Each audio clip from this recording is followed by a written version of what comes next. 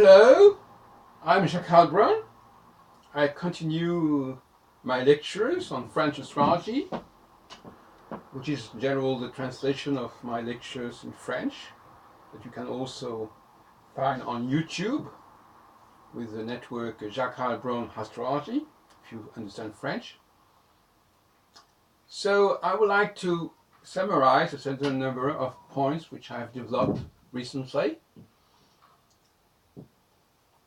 I will start with the idea of the three revolutions that we had in astrology at the end of the 18th century, of the 19th century, and of the 20th century. There were three attempts to restore astrology and to reinstall astrology within the academic background or any sort of global milieu circles. At the end of the 18th century, in France, and I don't want to compare with what happened in England or in other places. I will content myself with French astrology. There was a man rather well known who is called Etela,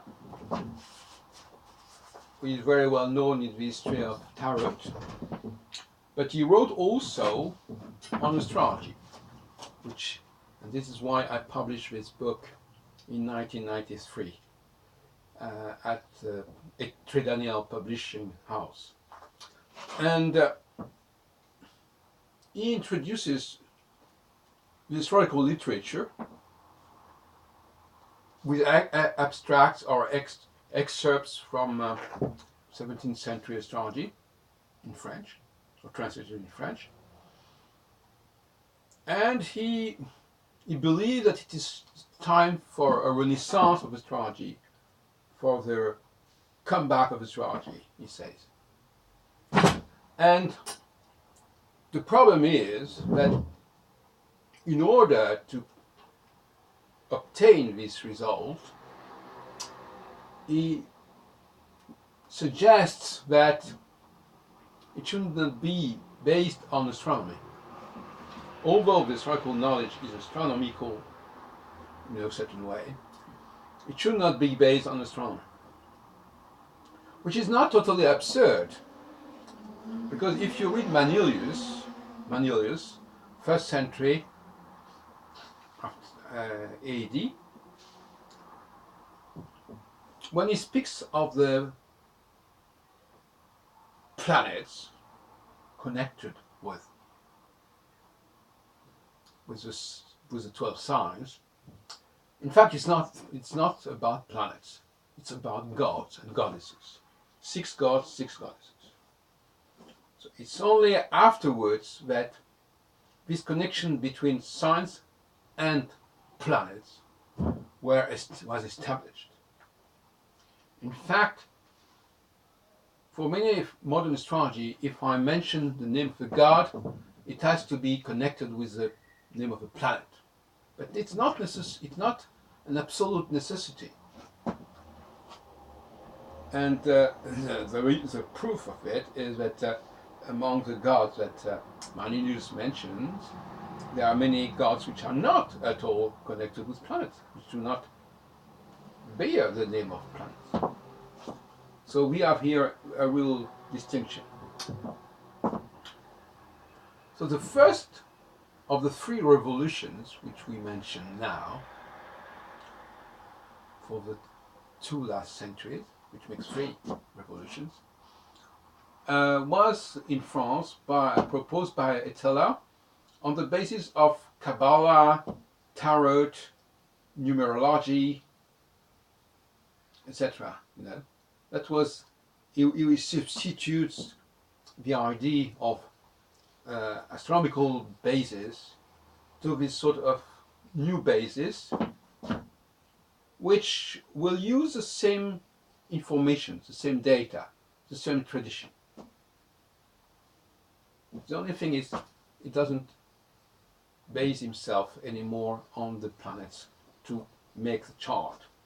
As a matter of fact, in France, as you probably know or don't know, we don't say an astrological chart. We say an astrological, a natal thema, Theme, Thema, a tema, a theme. And apparently, the word appears in the 18th century and is probably inspired by geomancy. Anyway, Etella uses the word. It is the first time that I see the word being used in the astrological document. It's very interesting to watch this, you know. So, some people say it is the contrary. Some people say, oh no, it's geomancy who has taken from astrology. But I think no. I think initially Morinus was using the word figura, nativitas, etc., but not thema. So thema is a astrological, it's a geomantical expression which has been adopted by astrologers, although they don't want to be associated anymore with the tarot, most of them. So this is the word theme, first appearance in an astrological book in 1785. Theme, the theme. And the second revolution took place 1 century later, at the end of the 19th century in France too. And once more, I don't refer to what happened abroad. And it was conducted and led by quite different people who, on the contrary, wanted to reconnect astrology with astronomy. The result of the discovery of Uranus, which was very new at the time of Etella, and especially the discovery of Neptune in 1846 by a French astronomer, Urbain Le Verrier, although there is discussion with about Koch Adams, which is another story. Anyway, those people mentioned the idea of a scientific astrology, astrologie scientifique, that's what their expression was. And among them there was a polytechnician, an engineer by the name of Paul Chouinard, who used nom de plume pseudonymous Paul Flambart. Didn't want to be associated with astrology at first. And he produced statistics on astrology which inspired, more or less, Gauquelin half a century later. So, you know, the contrast is very strong between the Renaissance of the end of the 18th century and the Renaissance of the end of the 19th century. But there is also a third Renaissance, which we probably don't know, which took place around 2000, at the very last years of the 20th century. So we still have the idea of end of 18th century, end of 19th century, end of 20th century. And I'm personally directly concerned and involved in this third revolution. Could be interesting to call it third revolution, astrology. And it is a refusal of this alliance between astrology and astronomy, at least new astronomy, Galilean astronomy, which has very much influenced people like, astrologers were also very much upset by the discoveries of Galileo concerning the stars and the satellites, etc., which was a prelude to the problem of Uranus and Neptune.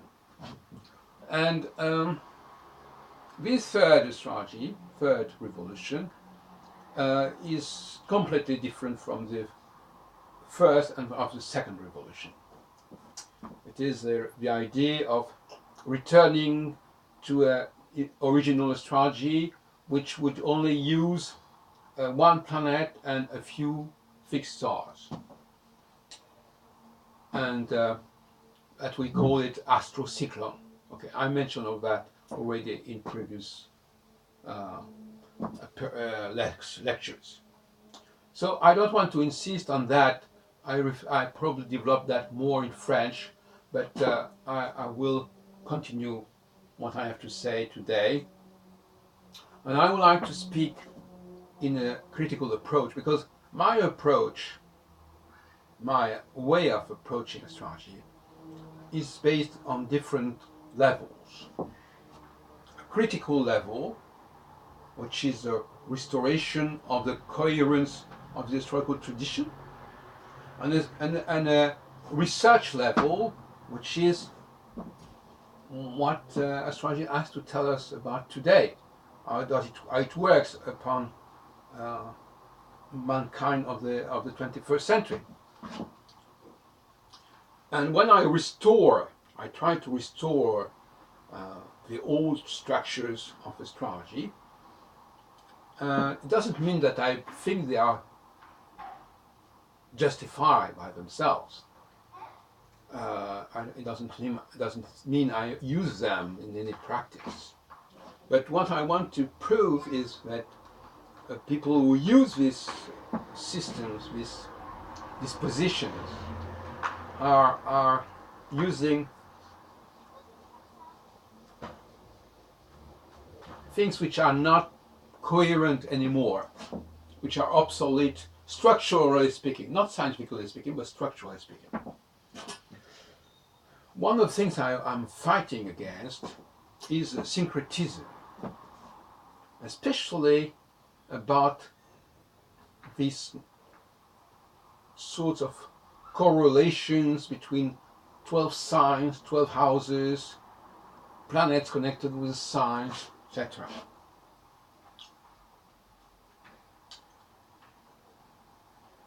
And I don't remember if I spoke to you already about the theory of aspects.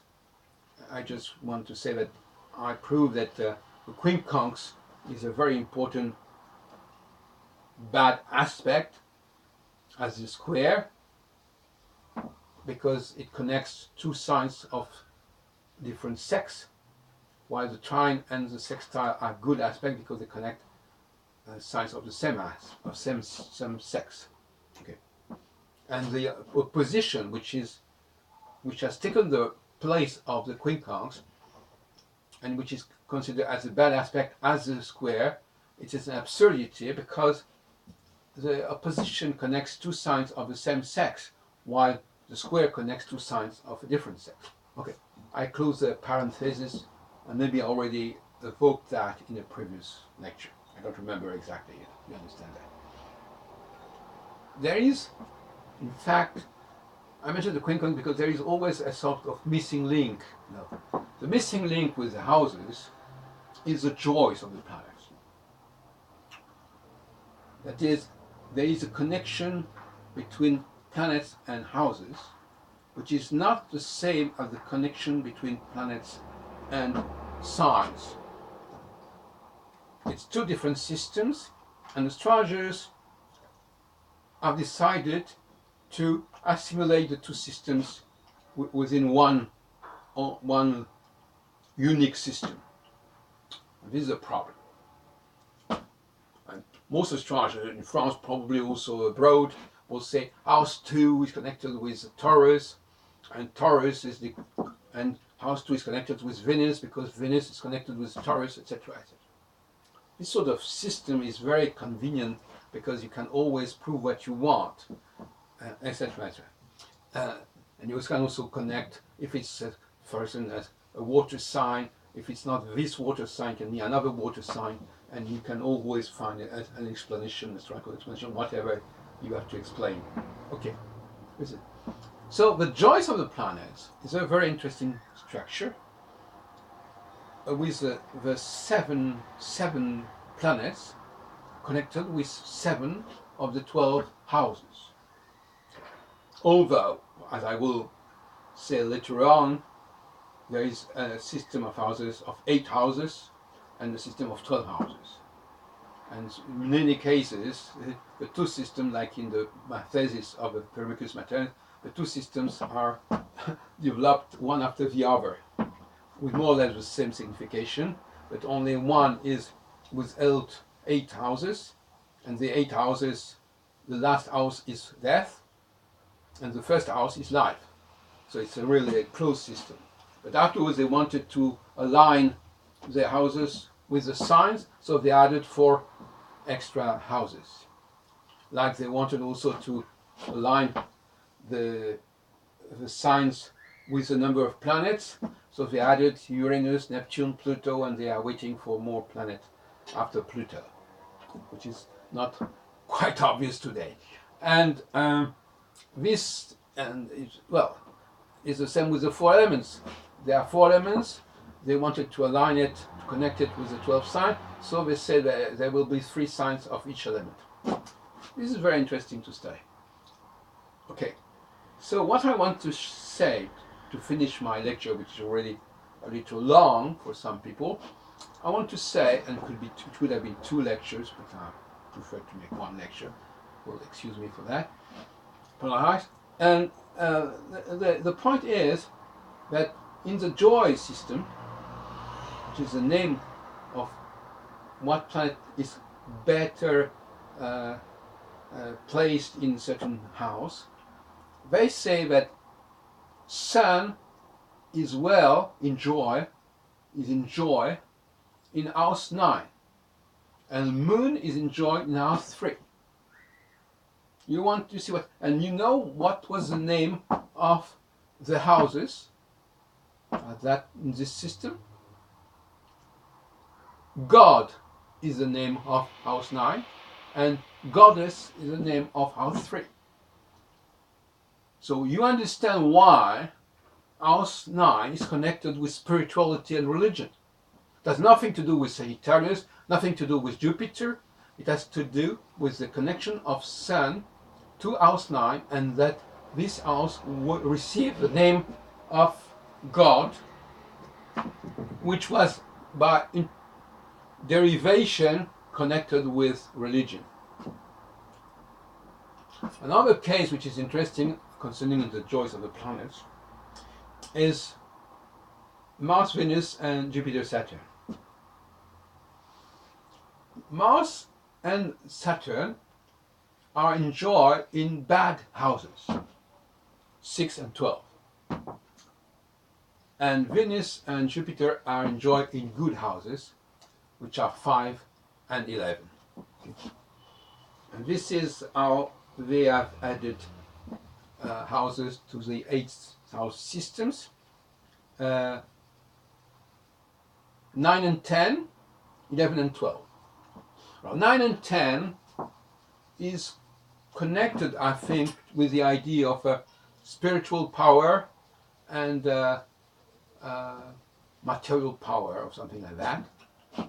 And you can find it also in the tarot.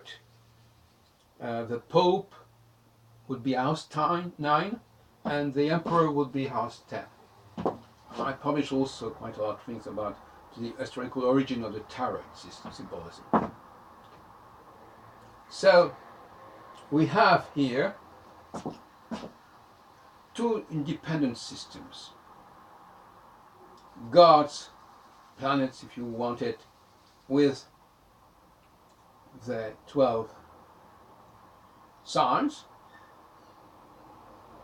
And on the other hand, you have the joys. This is rulerships and exaltations. And on the other hand, you have the joys of the planets, which is very little known by most astrologers, and which is the real system of connection between planets and houses.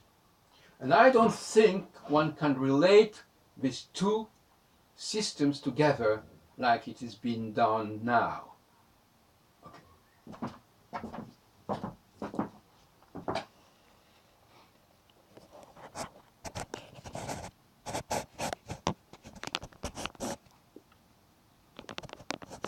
That's